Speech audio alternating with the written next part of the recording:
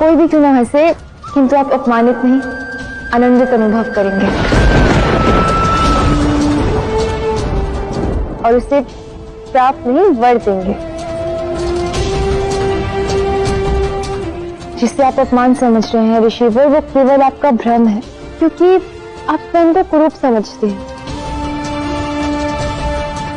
और दूसरी बात यह है कि मुझे किसी ने कहा है कि यदि मैं मुस्कुराती रहूं तो मैं अधिक सुंदर लगती हूँ। अब आप ही बताइए ऋषिवर, हर व्यक्ति मुस्कुराता हुआ अधिक सुंदर लगता है ना? ब्रह्मांड का आधार है वेदों का ज्ञान, जो जीवन की सुंदरता का प्रतीक है, जिसे हम ईश्वर कहते हैं, परमेश्वर कहते हैं, उसका तो कोई रूप ही नहीं है, फिर भी हम उसे अति सुंदर कहते हैं, क्योंकि उसका परम हृदय सुंदर है। इसका अर्थ तो केवल यही हुआ कि मन की सुंदरता ही सबसे प्रधान है, शुद्ध है, वही सत्य है, वही शिव है और वही सुंदर है। राधा, मैं वेद ज्ञानी होकर भी अज्ञानी रहा और तुम तो महाज्ञानी निकली।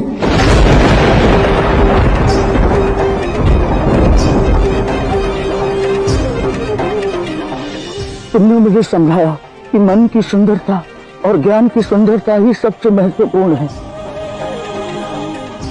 ये शरीर तो नश्वर है, इसीलिए राधा की दृष्टि में मैं सुंदर हूं।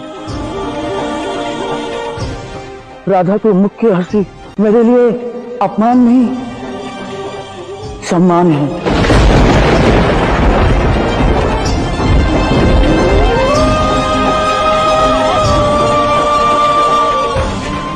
क्या बात है राधा, तुमने इतनी बड़ी बात इतनी सरल शब्दों में समझा दी, मानना पड़ेगा। अरे यहाँ पे तो कितने सारे लोग हैं जो शास्त्र ज्ञाता है, पता नहीं क्या क्या है, पर ना समझा पाते हैं ना स्वयं समझ पाते हैं। तुमने कर दिखाया।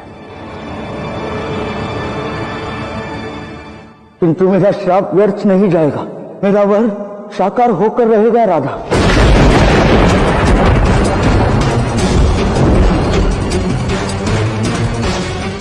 मैं तुम्हारा ये रूप छीन लूंगा।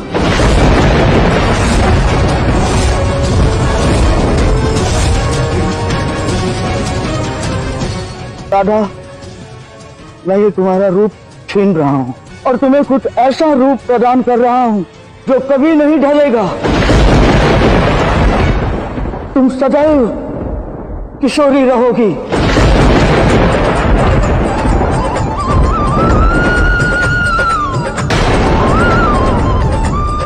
और आज जैसे तुम दिख रही हो वैसे ही सदैव दिखोगी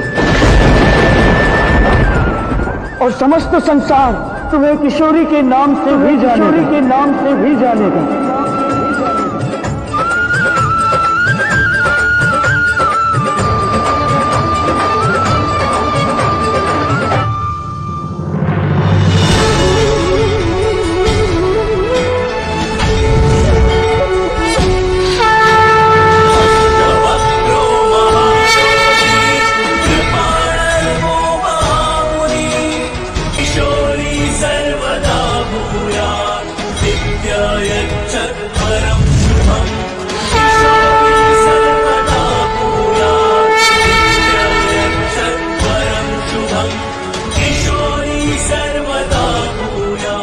मेरी किशोरी राधा।